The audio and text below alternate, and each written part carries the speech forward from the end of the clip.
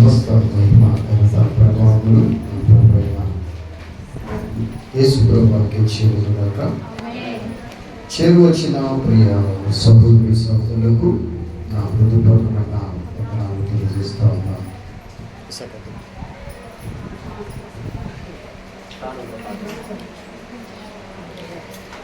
దేవుని యొక్క వాక్యాన్ని ధ్యానం చేద్దాం. దేవుని యొక్క వాక్యాన్ని వినబోయే ముందుగా ప్రతి ఒక్కరు దేవుని యొక్క వాక్యం పైన శ్రద్ధ చూపించాలి. ఎందుకనగా వాక్యం మనల్ని బ్రతికిస్తుంది, వాక్యం మనల్ని సరిచేస్తుంది. అందుకని వాక్యాన్ని వినటానికి ఏం చేయాలంట? వేగిరపడాలి, తొందరపడాలి. దేవుడు మాట్లాడితే ఆయన సమస్తము నిర్మాణం అయింది. ఆయన వాక్కు పంపబడితే బాగుపడతామని వాక్యం శ్రమిస్తాం.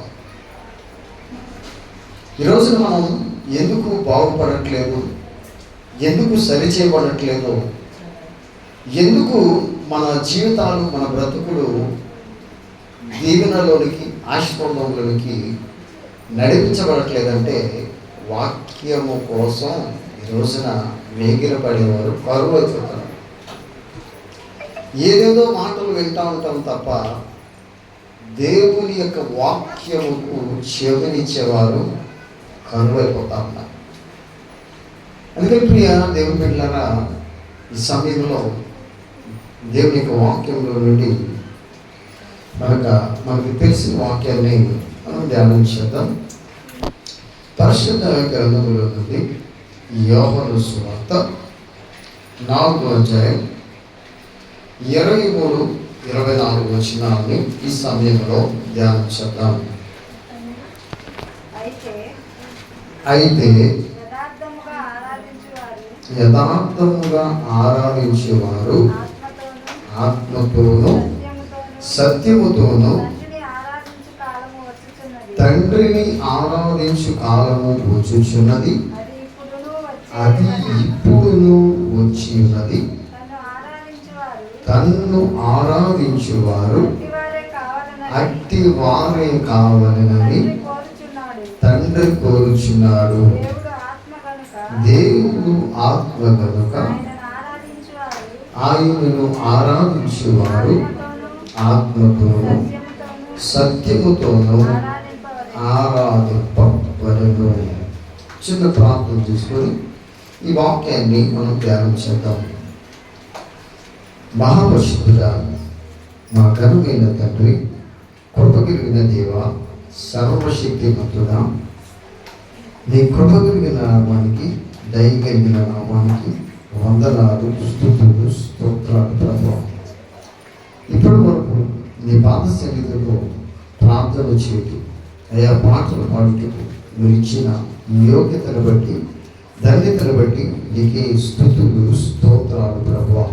అయ్యా నాయన, ఈ నెలకి మొదటి ఆదివారం 1వ తారీఖున మీరు అయా నీ సన్నిధిలో మేమందరూ కలిసి నాయన ఆరాధించడానికి మీరు కృపను చూపించినందుకు స్తోత్రాలు. దయగలిగిన దేవుడివి, పరిశుద్ధుడివి, ఉన్నతుడివి, మహోన్నతుడివి, సర్వశక్తిమంతుడివి, దయాళుడివి తండ్రి, మాకు చాలిన దేవుడివి తండ్రి, నీకు స్తోత్రాలు. నువ్వు లేకపోతే మేము లేవు ప్రభా. నీవు మా పైన నీ కను దృష్టి, నీ సన్నిధి నిలిపినందుకు స్తోత్రాలు. ఈ రోజున మేము మా కుటుంబాలు క్షేమంగా ఉన్నారంటే, అయ్యా తండ్రి క్షేమంగా నడిపిస్తున్నారంటే మీరే. మీరు లేకపోతే మమ్మల్ని నడిపించేవారు ఎవరు లేరు తండ్రి, నీకే స్తోత్రాలు. తండ్రి నాయన, ఆరాధన అంతటిని మీరే జరిపించి మహిమ పొందండి. ఈ వాక్య ధ్యానంలో సహాయం తెచ్చేది మీరే మాకు అర్థమయ్యే రీతిలో బోధించి మహిమ పొందబడి యేసయ్య నామములో వేడుకొంచు ప్రార్థన చేస్తున్నాము తండ్రి, ఆమేన్. ప్రియమైన దేవుని బిడ్డలారా, సహోదరి సహోదరులారా, ఈ లేఖన భాగాన్ని యేసుక్రీస్తు ప్రభువారు సమరయ స్త్రీతో మాట్లాడుతున్న ఒక సందర్భం. ఆ స్త్రీతో మాట్లాడుతున్నప్పుడు ఆ స్త్రీతో ఈ రీతిగా యేసు ప్రభువారు స్వయంగా మాట్లాడుతూ ఉన్నారు. ఏది యథార్థమైన ఆరాధనో, ఆరాధనని ఎలా చేయాలో, ఎలా దేవుణ్ణి పూజ చేయాలో, ఎలా దేవుణ్ణి అనుసరించాలో ఈ రోజుకి కూడా ఇప్పటికి కూడా మనం పుట్టుక క్రైస్తవులైనప్పటికీ, మన అమ్మా నాన్నలు తాత ముత్తాతలు క్రైస్తవులైనప్పటికీ ఈ దినానికి ఈ రోజు కూడా ఎలా ఆరాధించాలో దేవుణ్ణి ఎరగని స్థితిలోనే మనం ఉన్నాం. ఎందుకంటే ఒకసారి ఆలోచించేయాలి. నిజమైన దేవుని ఆరాధికులమైతే, నిజమైన ఆరాధన చేసే మనమైతే ఏం చేస్తాం తెలుసా? ఏం చేస్తాం? దేవుని సన్నిధిని ఎప్పుడు వదిలిపెట్టాం. ఇప్పుడు బైబిల్ గ్రంథంలో ఉదాహరణకి మనం చూస్తే 10 ఆజ్ఞలు తీసుకురావడానికి మోషే ఆయన కొండ మీదకి వెళ్ళాడు. వెళ్ళినప్పుడు ఆయన దేవుని యొక్క మాటలు, ఆ యొక్క ఆజ్ఞలు ఆయనకి చెబుతూ ఆ పలకల మీద రావిస్తూ ఉన్నప్పుడు ఆయనకి భోజనం తినాలని కానీ, నీళ్లు త్రాగాలని కానీ ఆయనకి ఏం రాలేదు, ఆ గుర్తే రాలేదంట.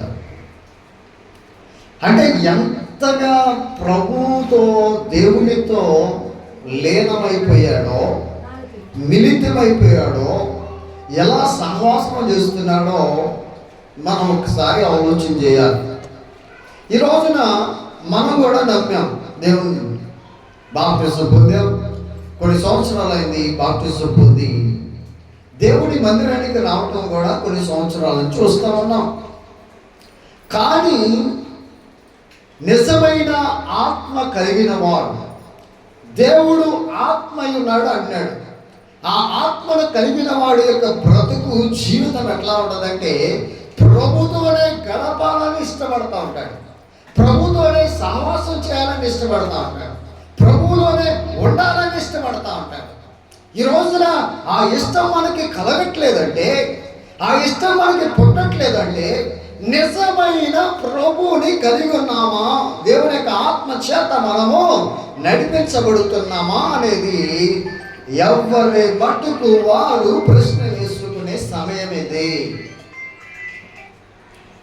మనందరం ఎట్లా ఉన్నామంటే ప్రియ దేవుని బిడ్డలారా, ప్రతిదీ తేలిగ్గా తీసుకుంటా ఉన్నాం.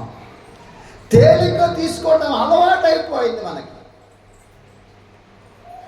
ఈ తేలిగ్గా తీసుకోవటం అలవాటు అయిపోవటం వలన మన మీద మనకి పొంచి ఉన్న ప్రమాదాన్ని గుర్తించలేకపోతా ఉన్నాం. ఈ రోజున చూసినట్లయితే ఈ ప్రమాదాన్ని అంచనా వేయటానికి కూడా ఈ అంచనాలు దొరకట్లేదంటే చూడండి, చాలా విధంగా ఇప్పుడు వర్షాల ద్వారా ఏమవుతుంది, వీధులు, ఇల్లు, మొత్తం పొలాలు అన్నీ మునిగిపోతా ఉన్నాయి.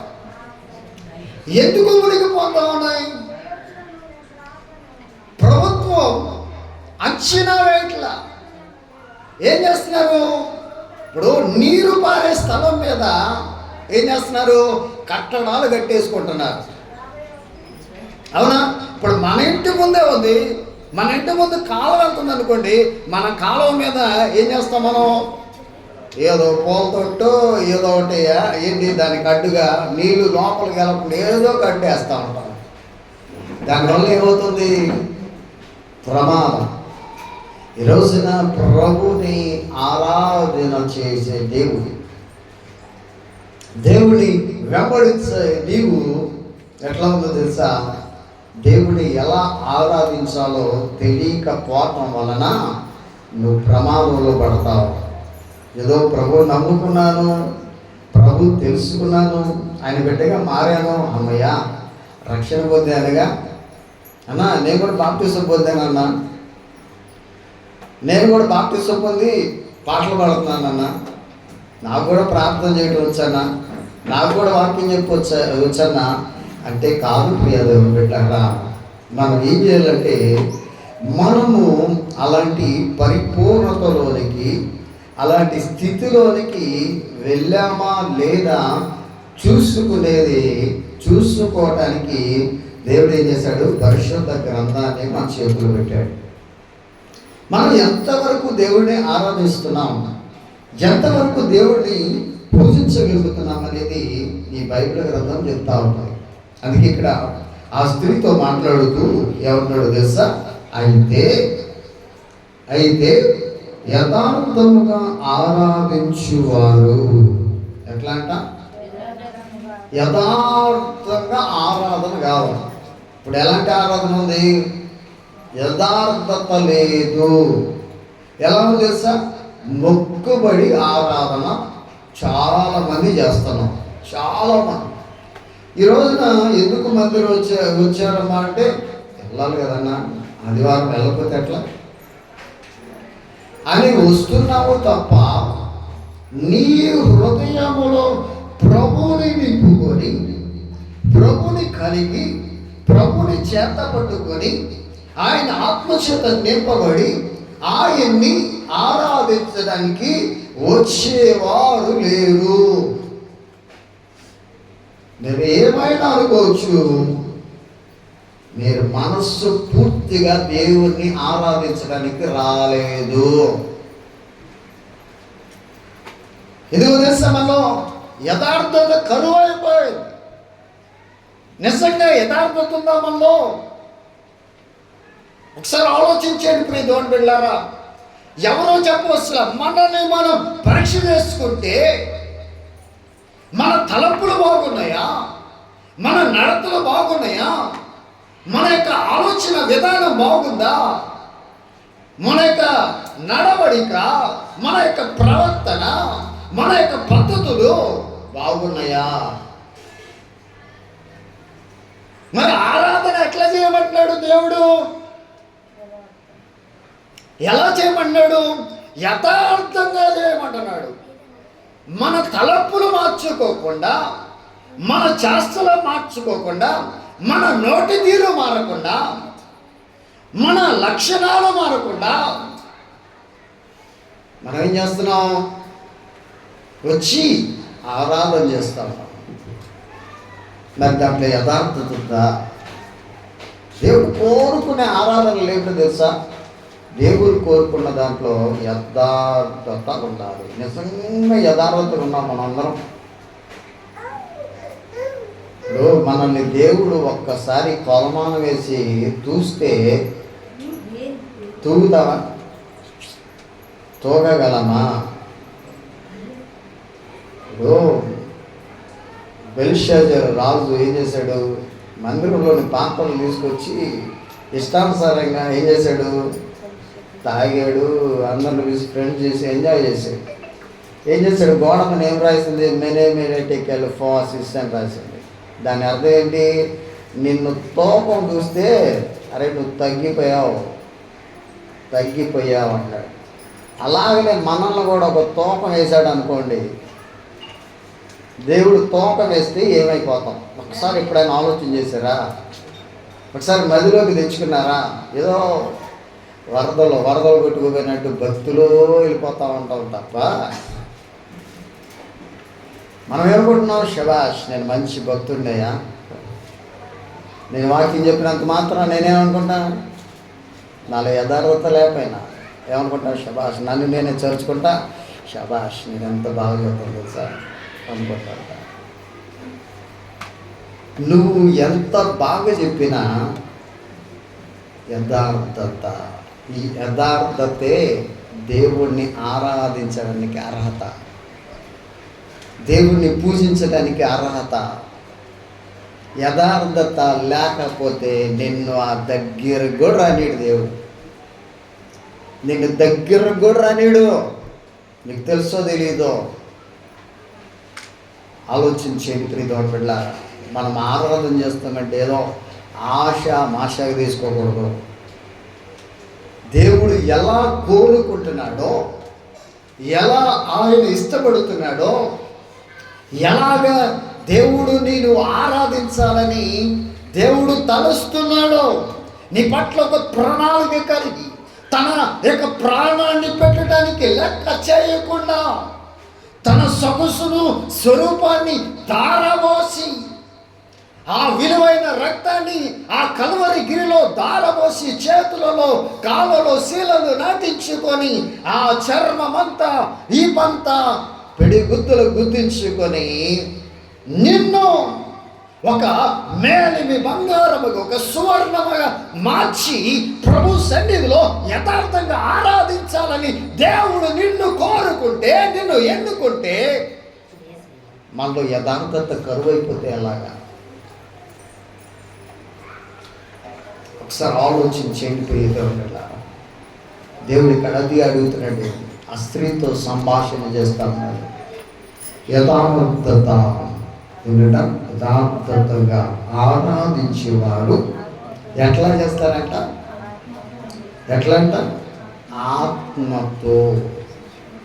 ఆత్మతో సత్యముతో ఆరాధిస్తారు అన్నాడు. ఇప్పుడు ఆత్మతో ఆరాధించటం అంటే ఏంటి? ఆత్మతో ఆరాధించడం అంటే పరిశుద్ధ గ్రంథంలో ఒక వ్యక్తి ఉన్నాడు ప్రియదేవుని బిడ్డ. ఇప్పుడు మనం నిజంగా ఆత్మతో ఆరాధిస్తున్నాము అని ఎవరు చెప్పాలి? మనల్ని చూసేవారు, మనల్ని కనిపెట్టేవారు. ఇతను, ఈ వ్యక్తి నిజంగా దేవుణ్ణి ఆత్మతో అనుసరించేవాడు, నిజమైన భక్తుడు అని చెప్పించుకోవాలి. ఎందుకంటే ప్రియ దేవుని బిడ్డలారా, ఇజ్రాయిలులో 12 మంది గోత్రముల్లో ఉన్న యాకోబు కుమారుల్లో ఒక కుమారుణ్ణి ఏం చేశారంటే, తన అన్నలు జాగ్రత్త విన్నారు. తన అన్నలు ఏం చేశారంటే, వాళ్ళు గొర్రెలు మేపుకునే వృత్తిలో ఉన్నారు. ఒకరోజు తండ్రి ఏం చేశారంటే, ఆ తండ్రి తన కుమారుడిని లేక పుట్టిన ఆ కుమారుడిని ఏం చేశాడంటే, అన్నల దగ్గరికి ఆహారం పెట్టడానికి పంపించినప్పుడు, ఈ అన్నలు అంటే ఈయనకి అలవాటు ఏంటంటే, దేవుని కలిగిన వ్యక్తి, దేవుని ఆత్మను పొందుకున్న వ్యక్తి అయిన ఈ వ్యక్తి ఏం చేశాడంటే, ఇట్లా కలలు కంటా ఉంటాడు. కలలు కనే వ్యక్తి ఉన్నప్పుడు తన అన్నలకి కొన్ని కళలు చెప్తా ఉంటాడు. మీరందరూ ఈ పొలంలో పనులు ఉన్నాయి, ఈ పనులన్నీ ఏం చేస్తాయంటే, ఒక పనకి సాష్టాంగ నమస్కారం పెడతాయి అని అంటే ఏమనుకుంటాడంటే, అక్కడ అన్నలు ఏం చేశారంటే, ఆ కళను దేవుని యొక్క ఆత్మని వాళ్ళు గుర్తించకపోవటం వల్ల ఆ తమ్ముడైన వ్యక్తి మీద పగబట్టి ఏం చేశారంటే, ఒకరోజు ఒక దినము రాని వచ్చింది. ఆ దినము రాని వచ్చినప్పుడు ఏం చేశారంటే, అతన్ని పట్టుకొని ఏం చేశారంటే, బాగా కొట్టి నీళ్ళు లేని బావులో పంపేశారు. అయితే దాంట్లో కొంతమంది అన్నల్లో ఒక ఆయన ప్రేమించి ఆయన ఉన్నాడు. ఏమన్నాడంటే, అరే మనవుడే కదా, మన తమ్ముడే కదా, అతన్ని తీసేసి ఏం చేద్దాం, ఎవరో వాళ్ళకి అమ్మేసుకుందాం, మనకి డబ్బులన్నీ వస్తాయి కదా అనుకుంటారు. ఏం చేశారు, తీసేసుకొని ఏం చేశాడంటే ఆ ఐగుప్తుడికి అమ్మేశారు. ఈయన వెళ్ళి ఏం చేశాడు, ఐగుప్తుడి దగ్గరికి వెళ్ళి ఒక వ్యక్తి ఇంట్లో ఏం చేశాడు, పని మనిషిగా చేరాడు. ఆ పని మనిషిగా చేరితే, ఆ పని మనిషిగా చేస్తున్నప్పుడు ఏం చేసిందంటే, అధికారి యొక్క భార్య ఏం చేసింది, ఆయన మీద నేరారోపణ చేసి నన్ను పాడు చేయాలనుకుంటున్నాడని అన్నప్పుడు అధికారి ఏం చేశాడు, అతన్ని శిక్షించి వెళ్ళి జైల్లో వేశాడు. జైల్లో వేసినప్పుడు ఆ జైల్లో 2 ఉన్నారంట, రాజు దగ్గర పనిచేసేవాడు.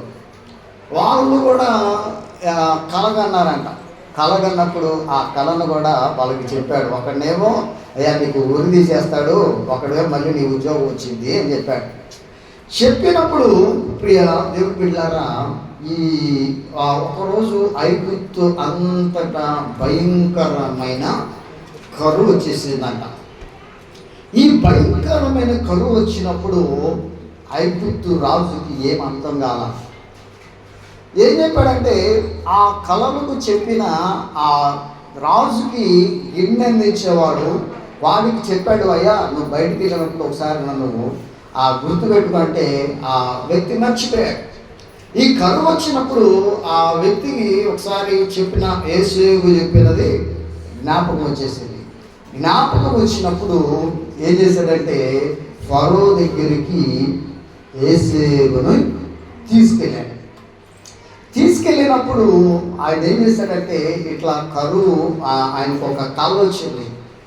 ఏది ఈ బలిసిన ఆవులు ఉన్నాయి, బక్కావులు ఏం చేస్తున్నాయంట, తినేస్తున్నాయి. ఈ కాలం ఏంటో ఎవరైనా ఉన్నారేమో ఆ ఐగుప్తు దేశంలో ఉన్న శాస్త్రుల్ని పండితుల్ని అందరిని అడిగినా ఎవరు చెప్పలేకపోయేసరికి ఈ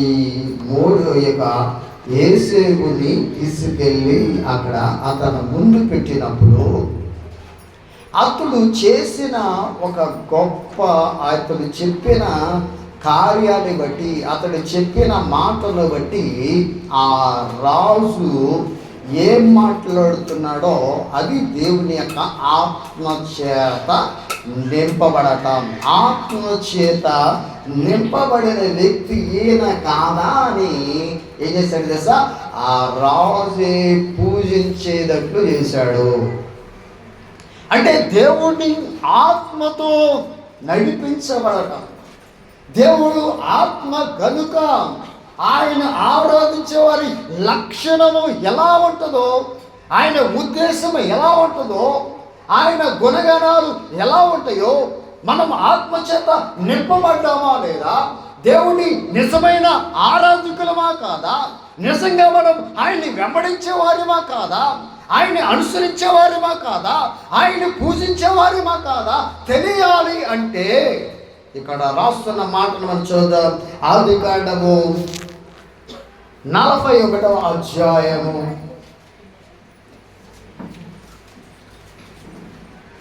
37వ వచనాన్ని మనం చదువుదాం. ఆ మాట ఫరో దృష్టికి,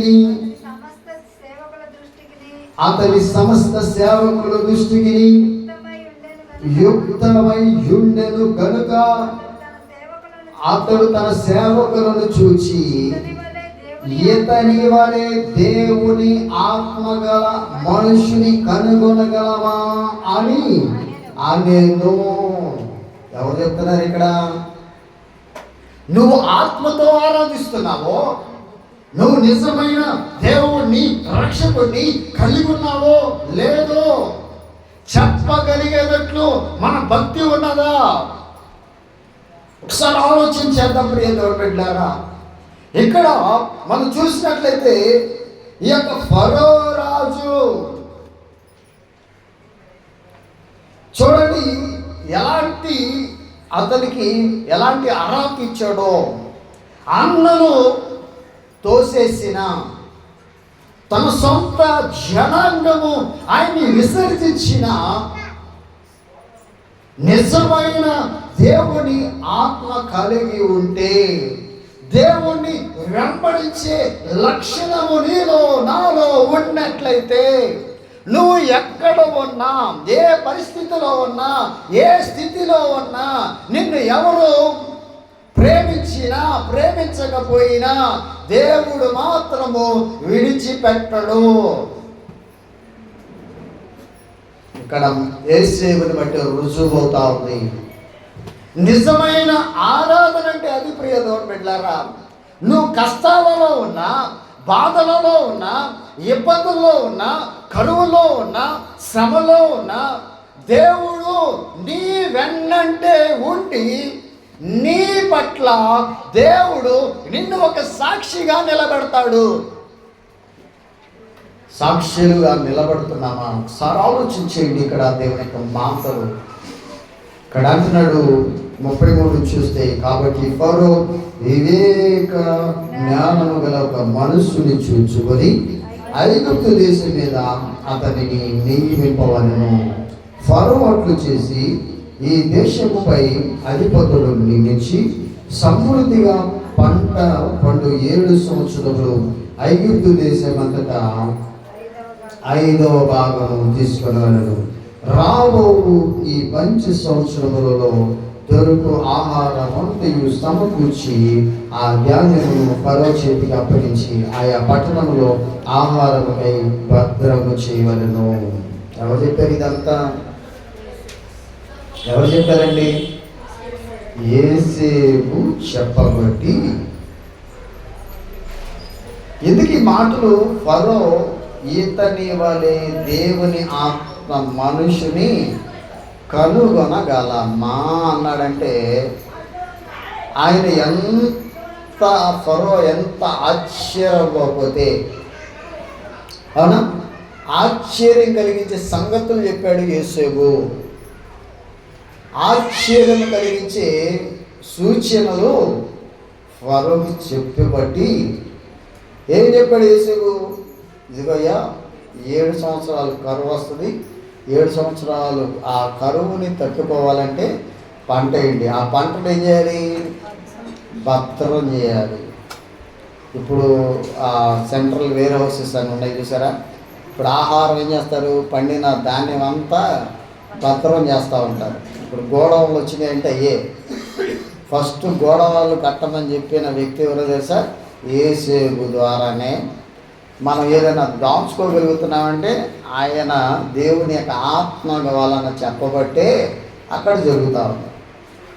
ఏం చేశాడు? రాబో కరువు చేత ఈ దేశము నశించిపోకుండా ఆ ఆహారం ఐగుప్తు దేశంలో రాబో కరువు సంవత్సరంలో 7ంటికి దేశము సముద్రముగా నుండునని ఫరోతో చెప్పాడు. ఎప్పుడైతే ఈ మాట చెప్పాడో ఈ మాట ఎట్లా ఉందంట? ఫరో దృష్టికి ఎట్లా ఉందంట? ఇప్పుడు ఆ ఫరో దృష్టికి ఎట్లా ఉందంట? ఈ మాట ఎట్లా ఉందంట? రాయబడింది అక్కడ. ఫరో దృష్టికి, సమస్త సేవకుల దృష్టికి యుక్తమయ్యుండెను గనుక ఏమన్నాడు? అతడు తన సేవకుల్ని చూచి ఏమని చెప్తున్నాడు? సేవకుల్ని చూచి ఎవరిని చెప్తున్నాడు ఇక్కడ? ఎవరిని హెచ్చిస్తున్నాడు ఇక్కడ? ఎవరిని హెచ్చిస్తున్నాడు? ఎవరిని? దేవుణ్ణి హెచ్చిస్తున్నాడు. ఇప్పుడు ఒకటి మనకు అర్థం అవ్వాలి. దేవుడు ఆత్మ కనుక ఆయన్ను ఆరాధించేవారు ఆత్మతోనూ సత్యముతోనూ ఆరాధించవలెను అని రాయబడింది. పై వచనాల్లో అట్టి వారు కావాలని కోరుకుంటున్నానని రాశాడు అక్కడ. ఇప్పుడు ఎవరితో ఆరాధన చేపిస్తున్నాడు యోసేపు? ఎవరితో చేపిస్తున్నాడు అంటే మన దేవుణ్ణి ఏం చేయాలి? మనం ఏం చేయాలి? పొగిడించాలి. పొగిడించేటట్లు ఎప్పుడైతే మన యొక్క భక్తి జీవితం ఉంటుందో, మన ప్రార్థన విధానం ఉంటుందో, దేవుని అనుసరించడం ఉంటుందో, దేవునిపై ఆనుకోవటం ఉంటుందో, అప్పుడు దేవుడు నిజంగా ఆరాధించబడతాడు. నీ చేష్టలు మారకుండా, నీ అలవాట్లు మార్చుకోకుండా, నీ పద్ధతులు మార్చుకోకుండా, నీ గుణగణాలు మార్చుకోకుండా, నువ్వు అసలు మారకుండా, నేను ప్రభుని నమ్ముకున్నాను, ప్రభుని కలిగి ఉన్నాను, మా ప్రభు కూడా యేసు ప్రభువే, మా దేవుడు కూడా యేసయ్యే, నేను పాట పాడతాను, ప్రార్థన చేస్తాను, వాక్యము చెబుతానని చెప్పుకుంటాములో ప్రయోజనమే లేదు. నువ్వు చెప్పుకునే తగ్గట్టు నీ యొక్క గుణగణాలు లేవు. ఇక్కడ యేసేపులో ఆ యొక్క లక్షణాలు ఉన్నాయి, అలాంటి గుణగణాలు ఉన్నాయి. కాబట్టి ఫరో ఏం చేస్తున్నాడు? తండ్రి అయిన దేవుణ్ణి పూజిస్తా ఉన్నాడు, ఆరాధన చేస్తా ఉన్నాడు. చెప్పటమే కాకుండా ఇలాంటి ఆత్మ కలిగిన దేవుడు లేడు అని రుజువు చేస్తా ఉన్నాడు. ఈ రోజున మనం రుజువు చేస్తున్నాం అట్లాగా, మా దేవుడు వంటి దేవుడు లేడు అని చెప్పగలుగుతున్నామా? అది ఆత్మతో ఆరాధన అంటే. ఇక్కడ ఏమన్నాడు, ఇక్కడ రాస్తున్నాడు, తన సేవకులను చూచి ఏమన్నాడు, అక్కడ ఎవడు, ఇప్పుడు శాస్త్రులు ఉన్నారు, పరిసయ్యులు ఉన్నారు, జ్ఞానము కలిగిన జ్ఞానులు ఉన్నారు, ఐగుప్తు దేశంలో సకల విధ కలిగిన శాస్త్రాలు తెలిసిన వాళ్ళు ఉన్నారు, కానీ వాళ్ళ వల్ల అవ్వలేదు. ఆ కళను చెప్పడానికి, ఆ కళ భావం చెప్పడానికి వాళ్ళ వల్ల అవ్వలేదు. ఇది ఎవరి వలన అయిందని ఫరో గుర్తిస్తున్నాడు. ఇది దేవుని వలన మాత్రమే, దేవుని ఆత్మ వలన మాత్రమే ఈ పని జరిగింది. దేవుడి వలన మాత్రమే ఈ కార్యము జరిగింది అని గుర్తించాడు. అంటే ఫరో కూడా ఏం చేస్తున్నాడు, దేవుణ్ణి ఏం చేస్తున్నాడు, మహిమ పరుస్తూ ఆయన్ని కొనియాడుతూ ఉన్నాడు. అంటే కొనియాడేటట్లు, దేవునికి మహిమ తెచ్చేటట్లు మన భక్తి విధానం ఉండాలి. ఉందా అలాగా? ఇప్పుడు మన ఇంట్లో వాళ్ళే, ఇంట్లో ఉంటే మహా ఉంటే నలుగురు అంటాం, ఇప్పుడు తగ్గిపోయింది కాబట్టి. ఇదివరకు 10 మంది 12 మంది ఉండేవారు. మహా నలుగురిలో 3 మన గురించి మంచి సాక్ష్యం చెప్పట్లా.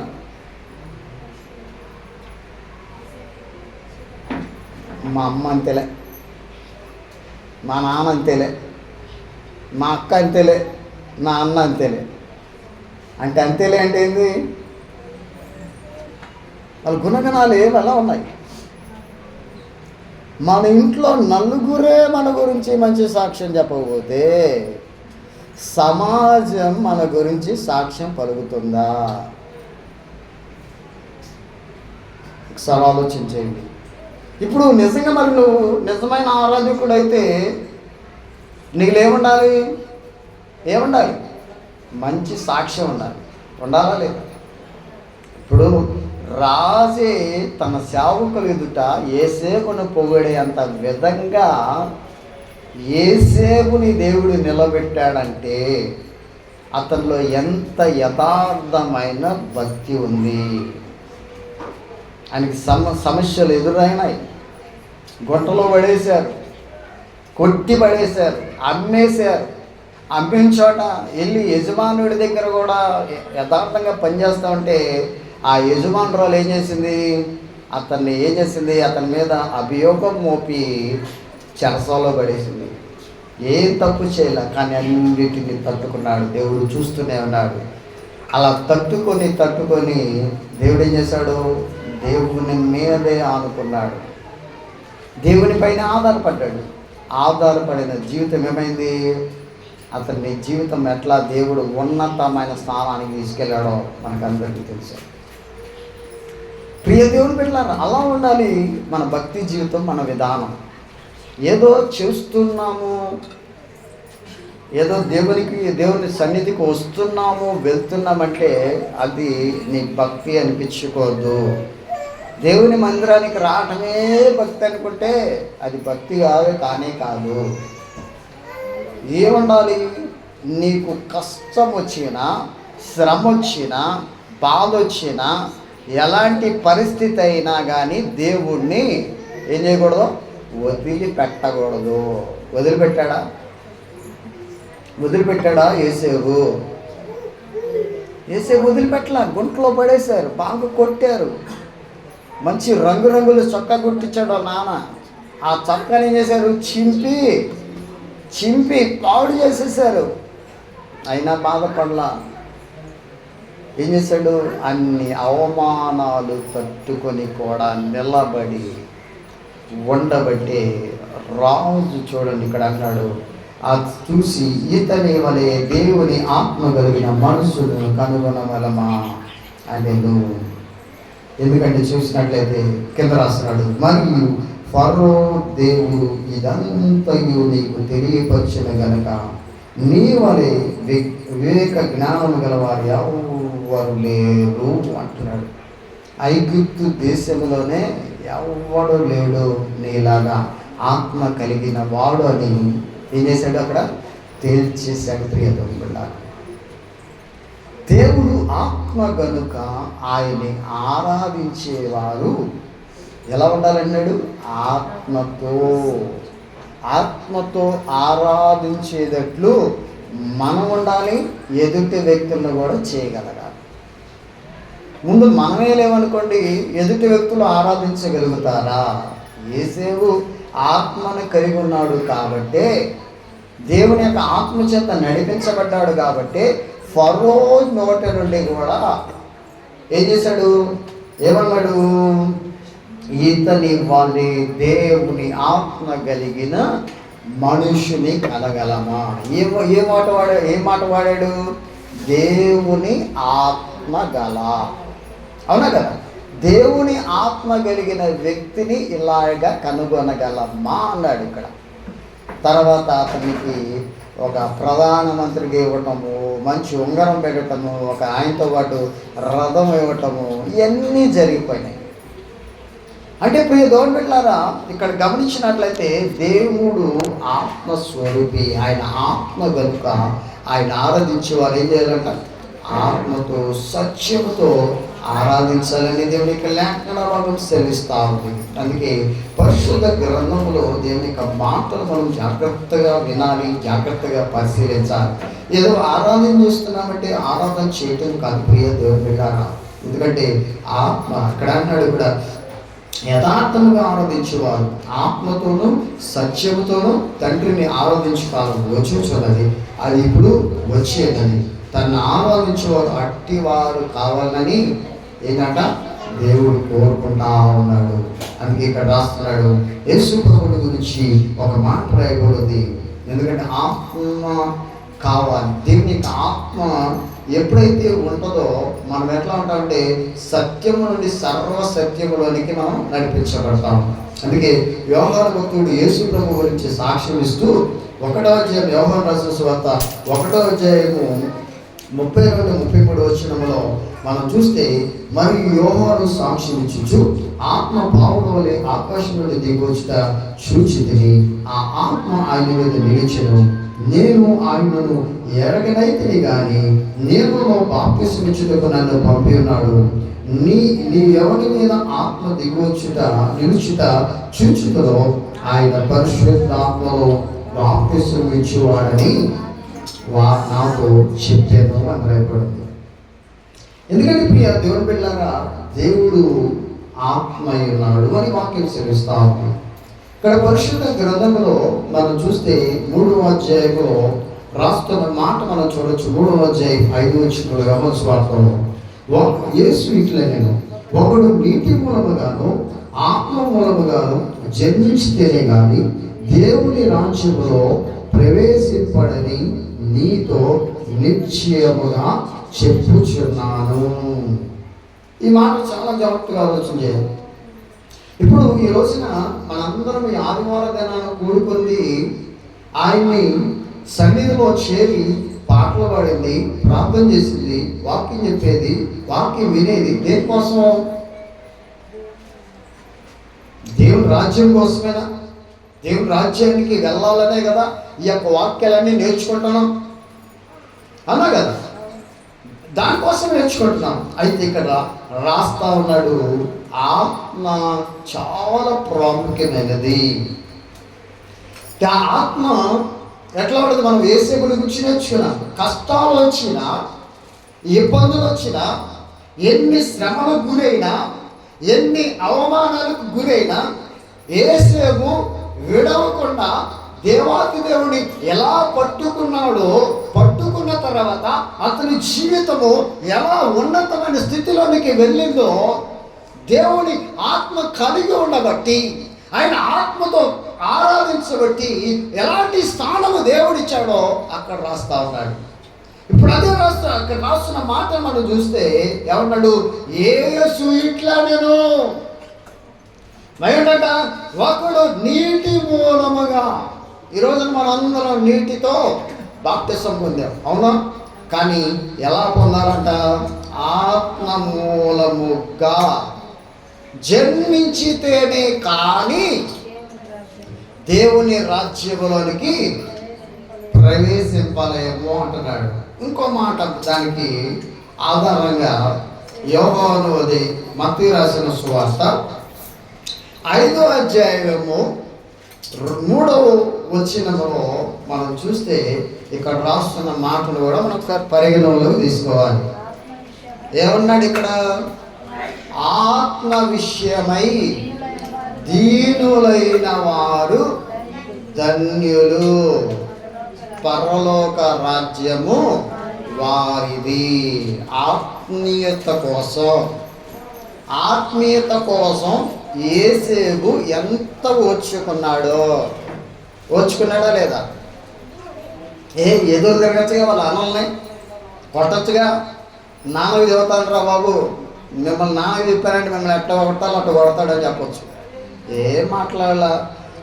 అన్నలు కొడుతున్న ఆ బట్టలు చింపి వేస్తున్న మౌనంగా ఉన్నాడు. గుంటలో పడేసాడు, గుంటలోంచి తీసి ఐగుప్తునికి అమ్మారు. సరేలే, ఐగుప్తులోకి వెళ్ళినా చాలా బాగుంటుందేమో నా బ్రతుకు అనుకున్నాడు. నమ్మకస్తున్న పోతీఫర్ ఇంట్లో నమ్మకస్తుడిగా పనిచేస్తూ ఉన్నాడు.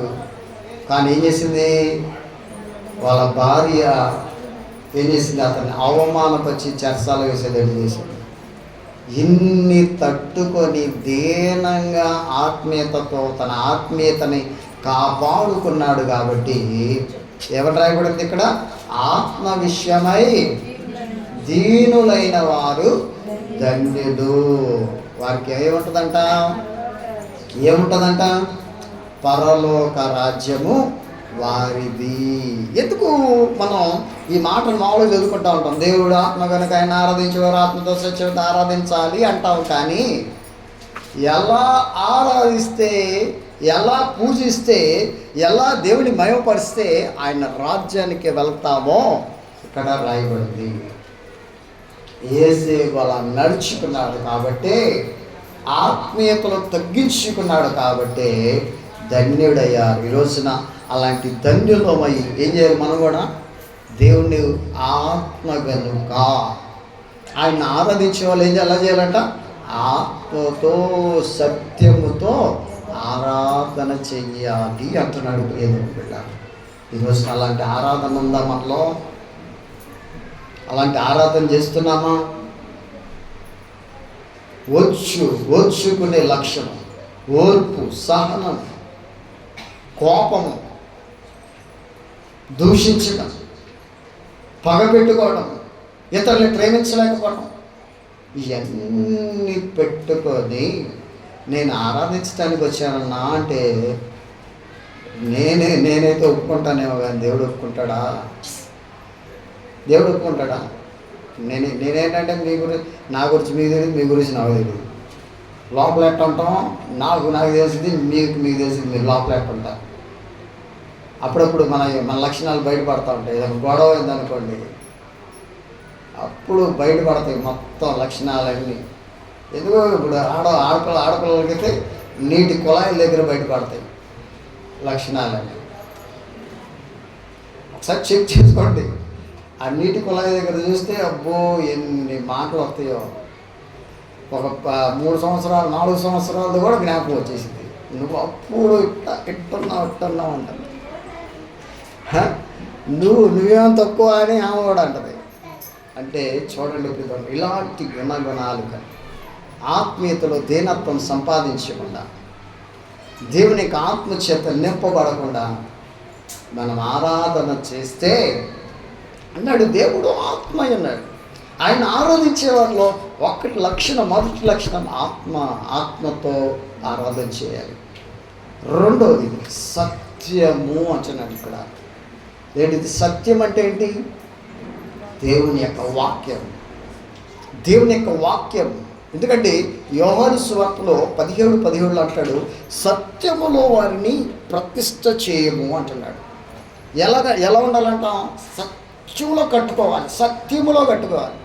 సత్యములో ప్రతిష్ఠ చేయటము అంటే సత్యమును ప్రతిష్ఠ చేయము, నీ వాక్యమే సత్యము అంటున్నాడు ఇక్కడ. అంటే వాక్యము ఏదైతే చెబుతుందో, వాక్యము ఏదైతే మనం ముందుంచుతున్నాడు పరిశుద్ధాత్మ దేవుడు, ఆ వాక్యాన్ని ఖచ్చితంగా నెరవేరుస్తాడు. ఇప్పుడు దేవుడు ఏదైనా మాట్లాడాడు అనుకోండి, అబ్రహాము శారాతో మాట్లాడాడు దేవుడు. ఏమైంది? 75 సంవత్సరాలు వయసు ఉంది వాళ్ళకి. ఆ 75 సంవత్సరాల వయసులో దేవుడు ఏం చేశాడంటే, నేను నీకు ఒక మగ పిల్లోడిని మీకు ఇస్తానమ్మా అన్నాడు, వాగ్దానం చేశాడు. తర్వాత ఏమైందో తెలుసా, ఆయన సరే 99 సంవత్సరాలు వచ్చేసినాయి, ఇంకా వాగ్దానం నెరవేర్చబడాల. ఒకరోజు ఆయన ఎండవేళ ఉన్నప్పుడు ఏం చేశారంటే, ఆయన ఆతిథ్యం ఇవ్వటానికి దేవదూతల్ని ఇంట్లో పిలిచినప్పుడు ఏం చెప్పాడంటే, ఆయన శారాను పిలిచి, అమ్మ పిండి గలుపు, మంచి దూడను వదిస్తాను ఆదిత్యం అన్నప్పుడు, ఆదిత్యం తిన్న తర్వాత దేవుని యొక్క దూతలు ఏమన్నారంటే, అమ్మ నేటికి 1 సంవత్సరానికి నీకు కుమారుని ఇస్తాననగానే వెనకాల 75 సంవత్సరాల నుంచి జరగలేదు కానీ ఇప్పుడు ఇస్తాడంట అని నవ్వింది. నవ్వినప్పుడు శారా నువ్వు నమ్మలేరా అని చెబుతూ, యెహోవానైనా నాకు అసాధ్యమైనది ఏదైనా ఉన్నదాని అని ఏం చేశాడు, చెప్పిన రీతిగానే కుమారుడిని అనుగ్రహించాడా లేదా? అంటే దేవుడు ఒక మాట మాట్లాడాడంటే, ఒక మాట సెలవిచ్చాడంటే, ఒక మాటని మన ముందుంచాడంటే అది నెరవేర్చే దేవుడు. ఎలా ఆయన నెరవేర్చే దేవుడిగా ఉన్నాడో అలాంటి దేవుడిని కలిగిన నువ్వు నేను ఏం కలిగి ఉండాలి?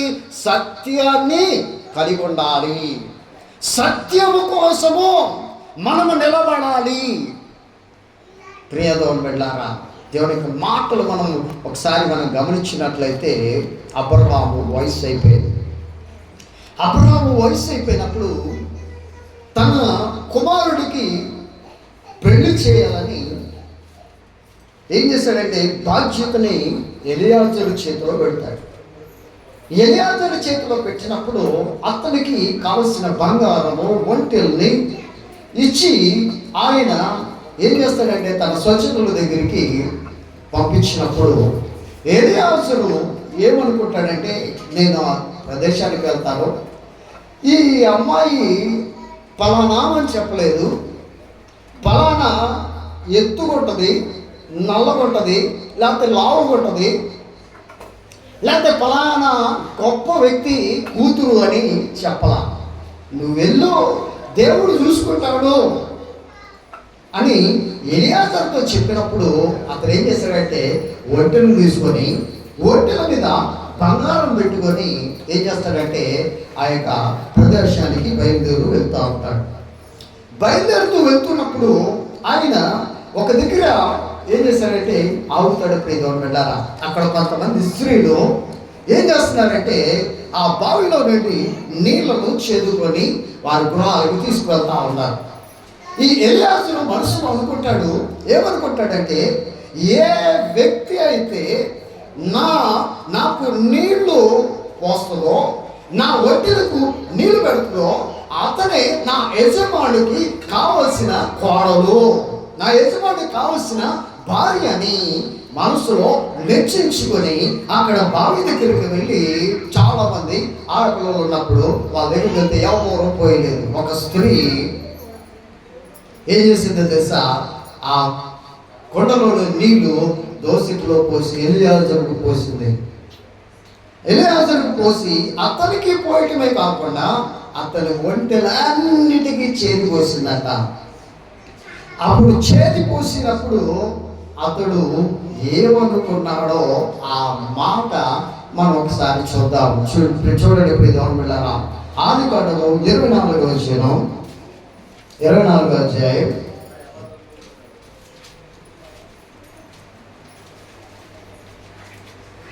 26వ వచనం.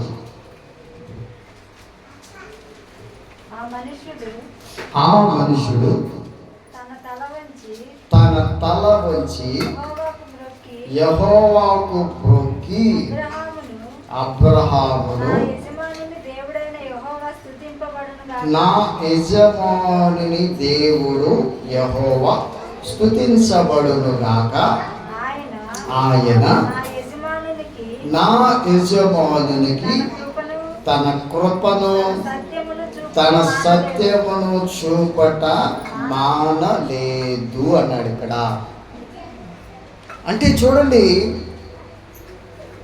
ఏదైతే ఎలియాజరు అనుకున్నాడో, ఏదైతే దేవుని ముందు ఉంచాడో, అబ్రహాము ఏదైతే చెప్పి పంపించాడో, ఆ చెప్పింది చెప్పినట్లు ఎప్పుడైతే జరిగిందో, ఇక్కడ ఎలియాజరు దేవుణ్ణి ఏం చేస్తున్నాడు? ఆరాధన చేస్తా ఉన్నాడు. అక్కడ యేసేపు ఆరాధన చేశాడు ఆత్మతో, ఇక్కడ ఎలియాజరు సత్యమైన దేవుణ్ణి ఆరాధన చేస్తా ఉన్నాడు. ఎందుకంటే దేవుడు ఆత్మ గనుక ఆయన్ను ఆరాధించేవారు ఆత్మతో సత్యముతో ఆరాధించటం అంటే మన ముందు జరిగే కార్యాలను బట్టి, దేవుడు మన పట్ల చేసే కార్యాలను బట్టి, మన జీవితంలో చేసే దేవుడు గొప్ప పనులను బట్టే ఆరాధన మన హృదయంలో నుండి బయటకు వస్తుంది. ఇక్కడ చూడండి, ఏం చేశాడు? అతడికి ఒంటెలకి నీళ్ళు పోయటమే కాకుండా, అతడు తాగటమే కాకుండా, ఆ రాత్రి బస చేయటానికి కూడా స్థలము దొరికింది అతనికి. దొరికినప్పుడు ఏమన్నాడు తెలుసా? అక్కడ రాస్తున్న మాట చూడండి. ఈ మాట ఆరాధన చేస్తున్నట్టు చూస్తున్నాం. ఆ మనుషుడు తన తల వంచి ఏం చేశాడంట? తల వంచటం అంటే ఏంటి? తల వంచడం అంటే ఏంటి? తగ్గించుకొని, దేవుని ఎదుట తగ్గించుకొని. ఈ రోజున మనం తల వంచట్లా. దేవుని దగ్గరికి, దేవుని అంటే, దేవుని సన్నిధి అంటే మనకేం లేదు. దేవుని సన్నిధి అంటే ఒక గౌరవ మర్యాద భక్తి శ్రద్ధలు లేవు. ఇంతవరకు మనల్ని మన కుటుంబాన్ని దేవుడు కాపాడా లేదా? ఇప్పుడు ఎంతమంది ఎన్ని ఘోర విపత్తుల్లో చిక్కుకుపోయి, ఎన్ని ప్రాంతాలు ఆహారం లేక, నిద్ర లేక, అనారోగ్య పరిస్థితుల్లో ఎంతమంది బాధపడుతూ ఉన్నారు. నిన్న కురిసిన వర్షానికి మన పక్క ప్రాంతాల్లోనే, మన చుట్టుపక్కల, మనకు లేదు తాడేపల్లి, అటేపు నంబూరు, పెద్దకాకాని, గుంటూరు, ఇటేపు బ్యారేజ్ దాటి విజయవాడ మొత్తం మునిగిపోయింది. వాళ్ళకి ఆహారం కూడా సరిగా తినటానికి కూడా, ఇప్పుడు గవర్నమెంట్ వాళ్ళు ఎంత పెడతారో పెడితే దొరికినోడికి దొరికింది, దొరకనోడికి లేదు. మరి మనకి ఇంత దేవుడు కృపనిచ్చి, నిన్న రాత్రి నుంచి రాత్రి ఆగిపోయింది, మనంతకు వర్షం పడితే మనకి దేవుడు కృపనిచ్చి, దేవుడు కరుణిచ్చి, ఆయన ప్రేమించి మనల్ని ఇంతగా ప్రేమిస్తే,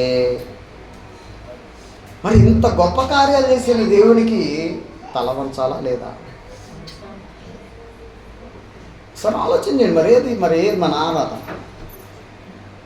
ఇక్కడ చూడండి, ఇక్కడ అనుకున్నాడు మనసులో, నా యజమానికి సరైన వ్యక్తిని ఎలా కనుక్కోవాలో దేవుడి ముందు పెట్టాడు. దేవుడితో అన్నాడు, అయ్యా, ఏ వ్యక్తి అయితే నా ఒంటెలకి నాకు నీళ్ళు వస్తుందో ఆమె నా యజమానుడికి కావలసిన వ్యక్తి అని అనుకున్నాడు. ఆయన అనుకున్నట్లే జరిగింది. జరిగినప్పుడు ఆ జరిగిన కార్యాన్ని బట్టి ఏం చేస్తున్నాడు? ఆ మనుష్యుడు తన తల వంచి, ఎవరినట? యెహోవాకు మొక్కి అంటున్నాడు. మొక్కుతున్నావా?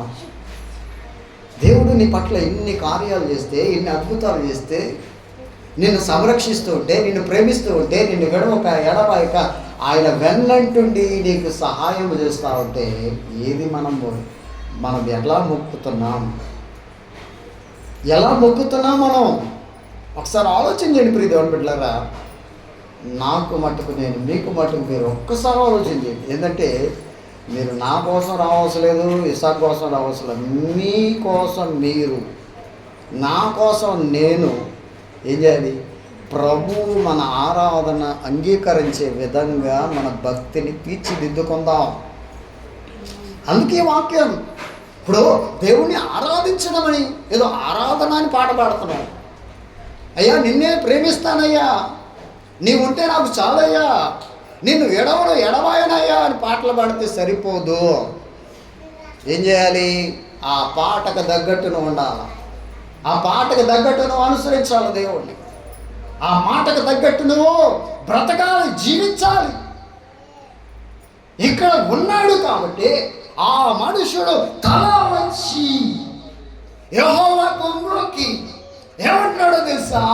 అబ్రహాము నా యజమానుని దేవుడైన యెహోవా స్తుతింపబడును గాక అంటున్నాడు.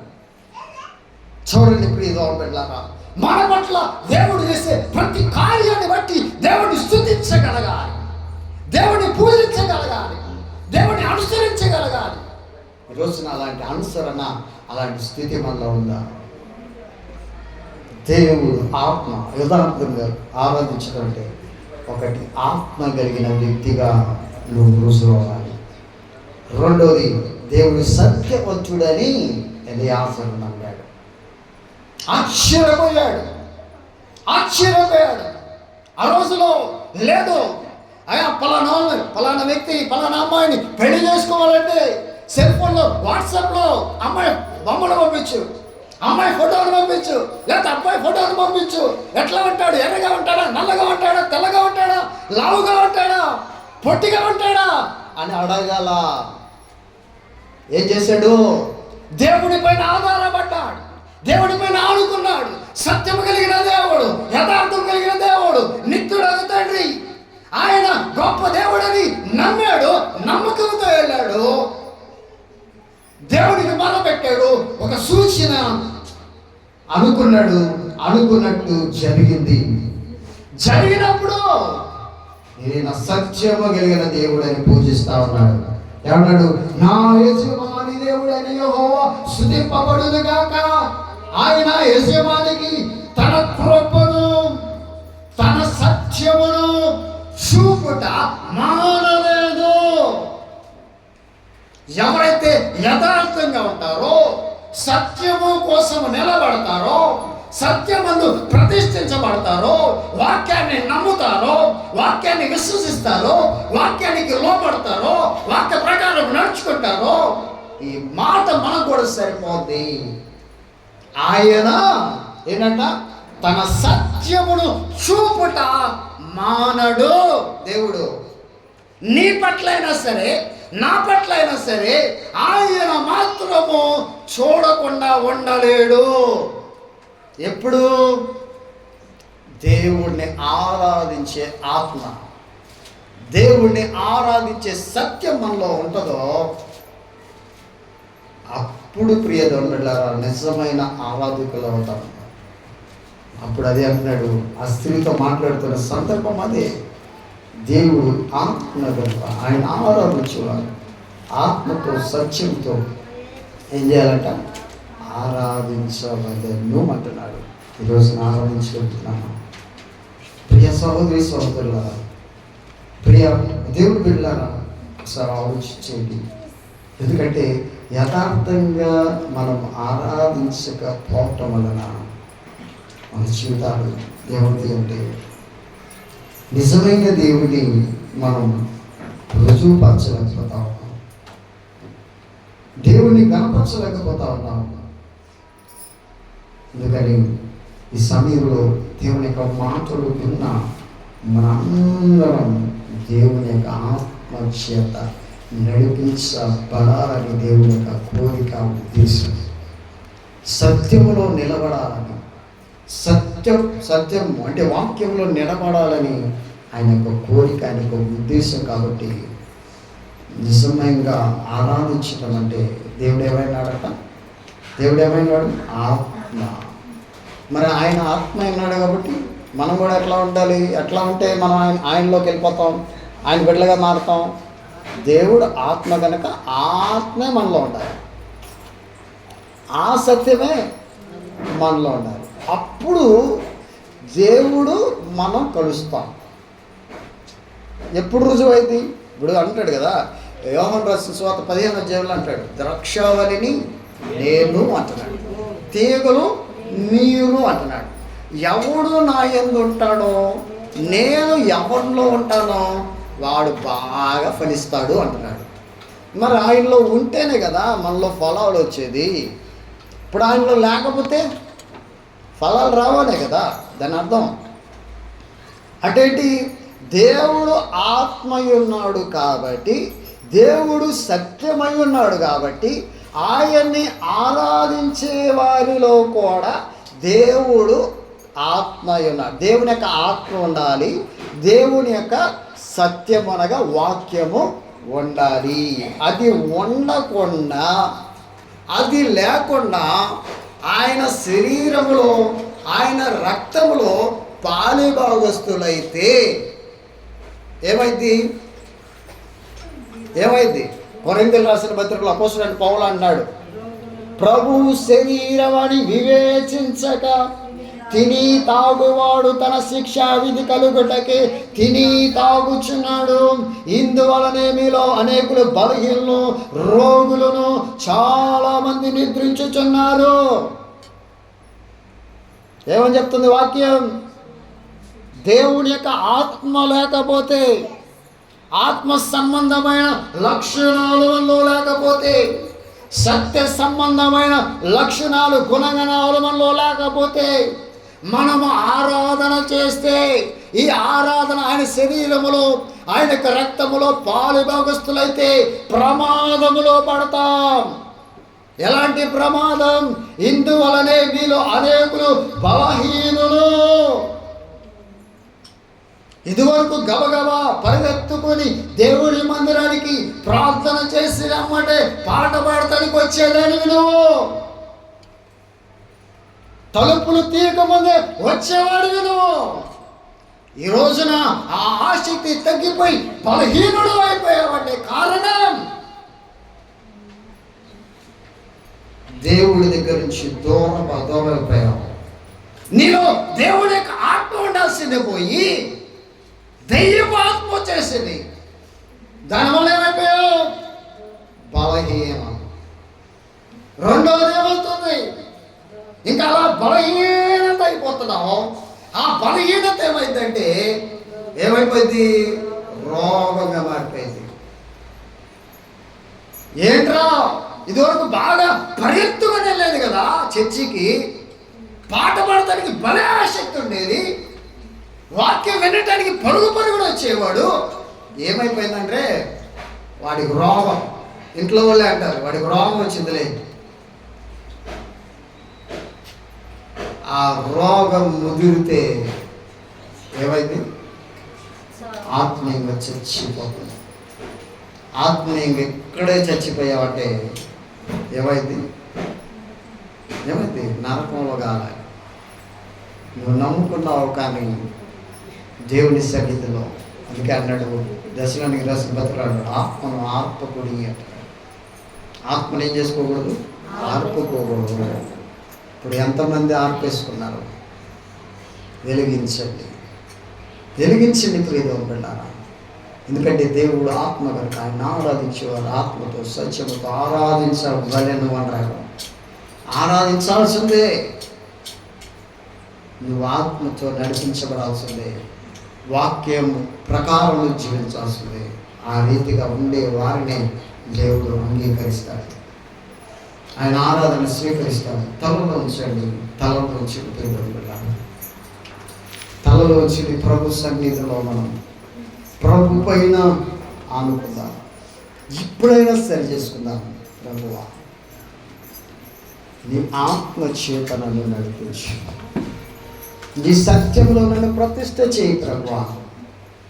నేను నడవలేకపోతున్నాను, నేను జీవించలేకపోతున్నాను, నేను ముందుకు సాగలేకపోతున్నానంటే ప్రభు సహాయం చేస్తాడు. ఎవరైతే ఆయనకి హృదయపూర్వకంగా మనసు ఇచ్చి, అయ్యా నా వల్ల కావట్లేదు, నేను ఇక నుంచి నీ మందిరానికి రావాలని ఆశపడుతున్నాను ప్రభువా, నీ మందిరానికి తొందరగా రావాలని ప్రయత్నిస్తున్నాను, కానీ కొన్ని ఆటంకాల వల్ల నేను రాలేకపోతున్నాను. సహాయం చేయవా,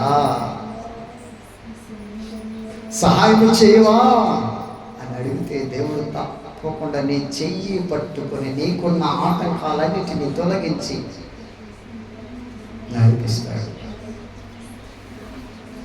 ఆయన నడిపిస్తాడు. అందుకే ఒక పాట ఉంది, నడిపిస్తాడు నా దేవుడు శ్రమలోనైనా నిన్ను విడువాడు. నడిపిస్తాడు నా దేవుడు శ్రమలోనైనా నిన్ను విడువాడు. అడుగులు తడబడిన అలసటపై పడిన, అడుగులు తడబడిన అలసటపై పడిన, చెయ్యి పట్టి నన్ను తట్టి చక్కని ఆలోచన చెప్పి, చెయ్యి పట్టి నన్ను తట్టి చక్కని ఆలోచన చెప్పి నడిపిస్తాడు నా దేవుడు శ్రమలోనైనా నిన్ను విడువడు. సహోదరి సహోదరుడా, నువ్వు దేవుడికి అప్పగించు, దేవుడి చేతిలో పడు. దేవుడి చేతికి ఎప్పుడైతే అప్పగించబడతావో దేవుడే నడిపిస్తాడు.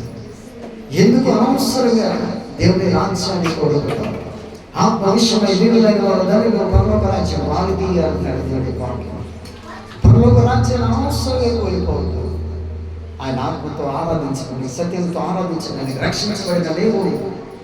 నువ్వు ఇంకా వెనకడుగు వేస్తే ఇంకా బలహీనులు అయిపోతావు. రోగంగా మారిపోయింది. ఆ బలహీనత ఆ రోగం చావుకు తీసుకెళ్తుంది. అలాంటి స్థితిలోకి వెళ్ళకూడదని పరిపూర్ణంగా పరిశుద్ధంగా ప్రభుని చూస్తూ ప్రభుని ఆరాధించాలని దేవునికి లేఖల భాగం మనం ఉంచాడు దేవుడు. దాన్ని వాక్యానుసారంగా మనం బ్రతుకుదాం. ఎందుకంటే సరి చేసుకున్నాం. సహజంగా మనం తప్పులు వేస్తూ ఉంటాం. ఆ తప్పుని సరిదిద్దుకుంటే ఆ తప్పిపోయిన కుమారుడు సరి చేసుకున్నాడు. తన తండ్రి నీటిని ఎరిగి మనలా వచ్చాడు. ప్రశస్త వస్త్రము అతనికి తొడిగించి బంగారు పొంగరం పెట్టి అతని కాళ్ళకి జోళ్ళు తొడిగించాడు ఆ కుమారుడు. అదే రీతిగా నువ్వు ఎన్నిసార్లు వెనకబడిపోయేవేమో, దేవునికి దూరం అయిపోయావేమో, దేవునికి విరోధంగా మారిపోయేవేమో, నిన్ను కూడా దేవుడు పిలుస్తా ఉన్నాడు. మహాపరిశుద్ధుడా, మా ఘనమైన తండ్రి నీకు స్తోత్రాలు ప్రభు. తండ్రి నాయన, మొదటి సెప్టెంబర్ నెల మొదటి రోజున ప్రభు నీకు నాయన మా నుండి మాతో ఉండి నడిపిస్తున్న ప్రతి విధమైన పరిశుద్ధాత్మ తండ్రి నీకు స్తోత్రాలు ప్రభు. నాయన నీ సన్నిధి మాతో ఉంచినందుకు స్తోత్రాలు ప్రభు. అయా దయగలిగిన తండ్రి నీకే స్తోత్రాలు, పరిశుద్ధుడానికి స్తోత్రాలు, దయగలిగిన దేవానికి స్తోత్రాలు. ఒకప్పుడు నాయన నీకు దూరముగా ఉన్న నన్ను అయ్యా తండ్రి నాయన, అయ్యా ఎటు వెళ్ళాలో తండ్రి నాయన మార్గం ఎరుగని స్థితిలో నాయన నా ఇష్టం వచ్చినట్లు తిరుగుతున్న నన్ను నాయన నీ మార్గములోనికి పిలిచి నన్ను పిలుచుకొని తండ్రి నాయన, అయ్యా నీ చేతులు చాపి నన్ను కౌగిలించుకొని తండ్రి నాయన నీ బిడ్డగా నీ రూపంలోనికి మార్చుకున్నందుకు స్తోత్రాలు ప్రభువా. ఏమిచ్చి నీ రుణము తీర్చగలను ప్రభువా. విరిగి నలిగిన ఉదయంతోని పాదాల చెంత చేరి నిన్ను అయా స్తుతిస్తుండగా ఆరాధిస్తుండగా నాయన అయ్యా మా ఆరాధన స్వీకరించండి ప్రభువా. ఆగ్రహించండి, ఆశీర్వాదించండి ప్రభువానికి స్తోత్రాలు తండ్రి. నాయన నా జీవ ఫలము నా స్తుతి ఆరాధన నీకే సమర్పిస్తుండగా మీరే పొందుకొనమని మా ప్రభు రక్షకుడు ఆయన యేసయ్య పరిశుద్ధ నామములో స్తుతించి ఆరాధన చేస్తున్నాను తండ్రి. ఆమేన్.